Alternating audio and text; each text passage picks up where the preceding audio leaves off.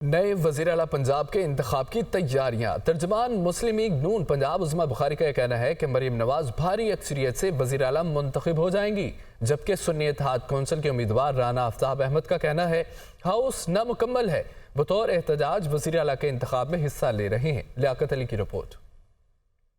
Punjab assembly کا اجلاس صبح 11 بجے ہوگا، جس میں نئے وزیر اعلیٰ کا انتخاب عمل میں لایا جائے گا۔ ترجمان مسلم لیگ نون پنجاب عظمہ بخاری نے کہا کہ مریم نواز بھاری اکثریت سے وزیر اعلیٰ منتخب ہو جائیں گی۔ فتنہ فساد پارٹی عوامی مینڈیٹ کا احترام کرے۔ پنجاب کی تاریخ کا ایک اہم دن ہے جہاں پر ایک خاتون وزیر اعلیٰ انشاءاللہ تعالی ایک بہت بھاری مینڈیٹ کے ساتھ الیکٹ ہونے جا رہی ہیں۔ فتنہ فساد پارٹی کی جو پارلیمانی پارٹی ہے اس سے سینیٹی کی توقع کرتی ہوں کہ ان کو جو ہے یہ نہیں ہو سکتا کہ کے پی کے اندر آپ کا مینڈیٹ جو ہے اس کا احترام کیا جائے، لیکن پنجاب اسمبلی میں آپ مینڈیٹ کا احترام نہیں کریں گے۔ سنی اتحاد کونسل کا وزیر اعلیٰ کے انتخاب پر تحفظات کا اظہار۔ امیدوار وزیر اعلیٰ رانا آفتاب احمد نے کہا ہاؤس نامکمل ہے، ہمارے ارکان کو ایوان میں نہیں آنے دیا جا رہا، ہمیں مخصوص نشستیں بھی نہیں دی جا رہی، بطور احتجاج وزیر اعلیٰ کے انتخاب میں حصہ لے رہے ہیں۔ ہمارے جو نامزد وزیر اعلیٰ کے کینڈیڈیٹ تھے اسلم اقبال صاحب، ان کو یہ انٹر نہیں کہیں سے ہونے دے رہے۔ احمد رشید بٹی جو کہ ایک منتخب ایم پی ہیں، ان کو بھی نہیں آنے دیا جا رہا ہے۔ سب سے پہلی اہم بات یہ ہے کہ ہمارے جو ریزرو سیٹس ہیں ان کو نوٹیفائی نہیں کر رہے ہیں، یہ ابھی تک ہاؤس کمپلیٹ نہیں ہے، ہم اس بطور احتجاج یہ الیکشن لڑ رہے ہیں۔ مسلم لیگ نون کی رہنما عظمہ بخاری نے مزید کہا کہ مریم نواز کی وزارت اعلیٰ کے دور میں عوام کے لیے بہت کچھ نیا ہوگا، عوام کو بجلی کے فری یونٹ کی فراہمی کے لیے کام ہو رہا ہے۔ وزارت اعلیٰ سندھ کے لیے پیپلز پارٹی کے امیدوار سید مراد علی شاہ اور ایم کیو ایم کے علی خورشیدی کے کاغذات نامزدگی درست قرار دیے گئے۔ قائد ایوان کے انتخاب کے لیے سندھ اسمبلی کا اجلاس آج ہوگا۔ محمد ارشد کی رپورٹ۔ سندھ اسمبلی میں قائد ایوان کا انتخاب پیپلز پارٹی کے مراد علی شاہ اور ایم کیو ایم کے علی خورشیدی کے درمیان آج مقابلہ ہوگا۔ مراد علی شاہ کو 111 ارکان کے ساتھ عددی برتری حاصل ہے، جبکہ ایم کیو ایم کے ارکان کی تعداد 36 ہے۔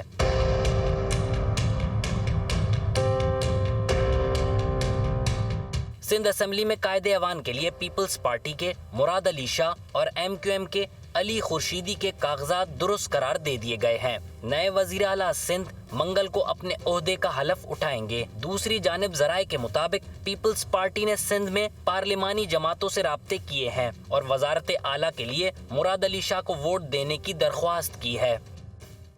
پیپلز پارٹی کے سید اویس قادر شاہ اکثریتی ووٹ لے کر اسپیکر سندھ اسمبلی منتخب ہو گئے۔ اویس قادر شاہ نے 111 ووٹ حاصل کیے۔ ایم کیو ایم کی صوفیہ شاہ 36 ووٹ ہی حاصل کر سکی۔ انٹونی نوید بھی 111 ووٹ لے کر ڈپٹی اسپیکر سندھ اسمبلی منتخب ہو گئے۔ اس حوالے سے کراچی سے رپورٹ دیکھی۔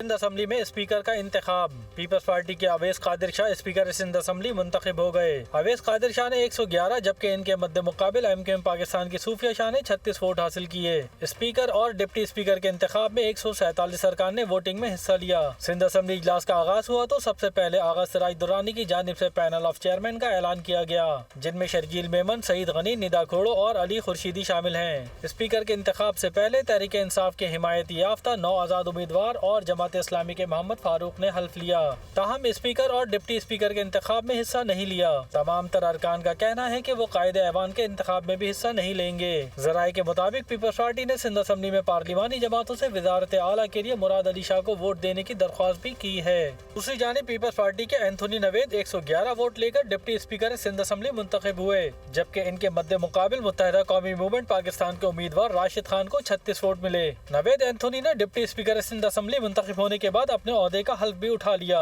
میں اینتھونی نوید تہہ دل سے حلف اٹھاتا ہوں کہ میں پاکستان پر کامل یقین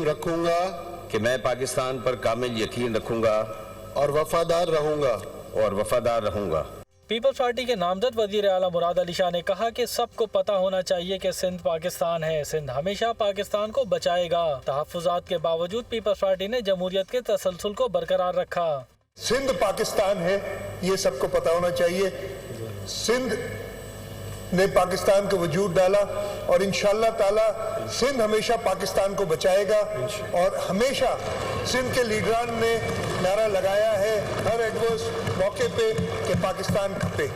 سابق اسپیکر سندھ اسمبلی آغا سراج درانی کا کہنا تھا کہ انہوں نے اپنے وقت میں کوشش کی اپوزیشن اور حکومت کے درمیان پل کا کردار ادا کریں۔ وزیر اعلیٰ کے لیے نامزد کردہ MQM کے علی خورشیدی کا کہنا تھا کہ ہماری جماعت ایک اچھے ورکنگ ریلیشن کے لیے ہمیشہ تیار رہے گی۔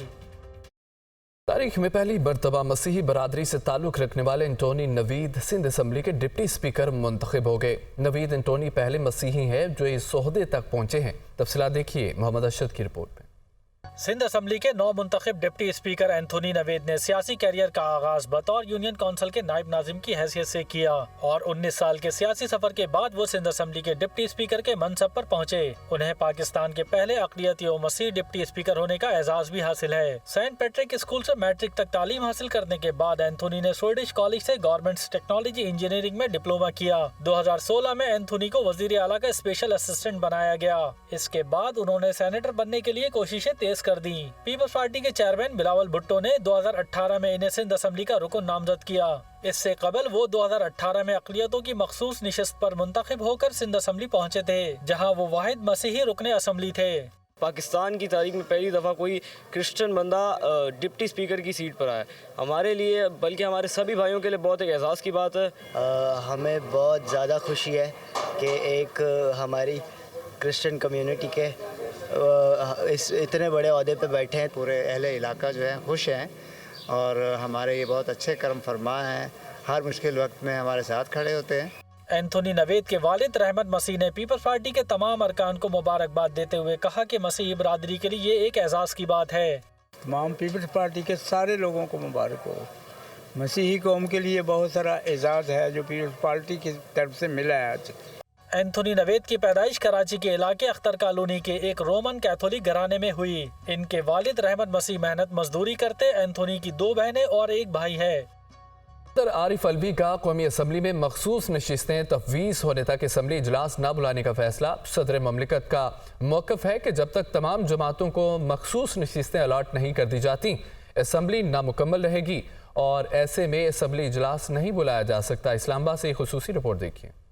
نئی قومی اسمبلی کا اجلاس بلانے پر تنازع، صدر مملکت کا اجلاس کی سمری پر دستخط سے انکار، نامکمل ایوان کا اجلاس بلانے پر تحفظات کا اظہار۔ ذرائع کے مطابق صدر مملکت کو قومی اسمبلی کا اجلاس بلائے جانے کی سمری موصول ہو چکی ہے جو کئی روز سے صدر کی منظوری کی منتظر ہے۔ صدر عارف الوی کی رائے ہے کہ جب تک تمام جماعتوں کو مخصوص نشستیں دینے کا عمل مکمل نہیں ہو جاتا اسمبلی مکمل نہیں ہوگی۔ ایسے میں نامکمل ایوان کا اجلاس بلانا قانون کے خلاف ہے۔ صدر مملکت سمجھتے ہیں کہ پنجاب اور سندھ میں بھی سنی اتحاد کونسل کو مخصوص نشستوں کی تقسیم کے بغیر اجلاس بلایا جانا قانونی اقدام نہیں تھا۔ ان کے آرٹیکل 91 کے تحت انتخابات کی تاریخ سے 21 روز کے اندر قومی اسمبلی کا اجلاس بلایا جانا ضروری ہے۔ 8 فروری کے انتخابات کے بعد اجلاس 29 فروری تک ہونا لازم ہے۔ قومی اسمبلی کے ذرائع کا کہنا ہے کہ صدر مملکت وزیر اعظم کی ایڈوائس کے پابند ہیں، اگر وہ اجلاس نہیں بلاتے تو اس معاملے کو ایسے نہیں چھوڑا جا سکتا۔ صدر کی جانب سے منظوری نہ دینے پر دیگر آئینی آپشنز کو دیکھنا اور اجلاس مقررہ ڈیڈ لائن تک بلانا ہوگا۔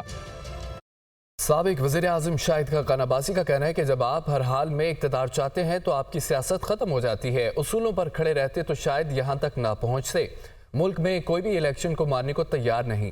جو آج آپ کریں گے اس کے نتائج 5 سے 10 سال بعد ملیں گے۔ ملک کے تمام اداروں میں اصلاح کی ضرورت ہے۔ ہمارا انصاف کا نظام ظلم میں تبدیل ہو گیا۔ میرے اختیار میں ہو تو سب سے پہلے نیب ختم کروں گا۔ وہ دنیا نیوز کے پروگرام سوال عوام کا میں گفتگو کر رہے تھے۔ میں کسی کی نیت پہ شبہ نہیں کرتا، میں یہ کہہ رہا ہوں کہ آپ نے کہا کہ حل کیا ہے، یہ حل ہے، اس کے علاوہ کسی اور کے پاس حل ہے وہ بتا دیں، میں اس کو سننے کو ماننے کو تیار ہوں۔ سر آپ کے نزدیک پاکستان کے بڑے بڑے مسائل آپ نے ذکر کیا، اکانومی کا ذکر کیا آپ نے، تو ریفارمز کس طرح کی؟ کیونکہ طویل عرصے سے ہم سمجھتے ہیں کہ لینڈ ریفارمز بھی ہونی چاہیے، الیکشن کے معاملات میں ریفارمز ہونی چاہیے، پرائیویٹائزیشن کا عمل ہونا چاہیے۔ فوری طور پر کن ریفارمز کی ضرورت ہے ملک کو؟ ہر چیز کی ضرورت ہے۔ آپ کسی چیز پر انگلی رکھیں اس میں ریفارم کی ضرورت ہے۔ آپ کے حالات اتنے بگڑ چکے ہیں، آپ کے نظام کا ہر شعبہ آج ناکام ہے، ہر شعبہ، ایک بھی کامیابی کی داستان نہیں ہے بدقسمتی سے۔ تو آپ نے مکمل اس معاملے کو ریفارم نہیں کریں گے اور اس کے اثرات ایک دن میں نہیں آئیں گے۔ سب سے بڑی مسئلہ یہ ہے کہ جو آج آپ کریں گے اس کے نتائج 5 سال بعد، 10 سال بعد، 15 سال، 20 سال بعد آئیں گے. تو آج اب شروع تو کریں نا. کہاں سے شروع ہونا چاہیے؟ آپ کو ہر چیز کو چھیڑنا پڑے. مثال کے طور پر اگر ابھی آپ کے پاس یہ فیصلہ کرنے کا اختیار ہوتا جی تو سب سے پہلے آپ کس چیز سب سے پہلے میں مجھ سے اگر پوچھیں گے نیب کو ختم کروں گا. پہلا میرا قدم حکومت بننے کے بعد نیب کو ختم کریں. آپ کا نظام جب تک نیب رہے گا آپ کی حکومت بالکل نہیں چل سکتی.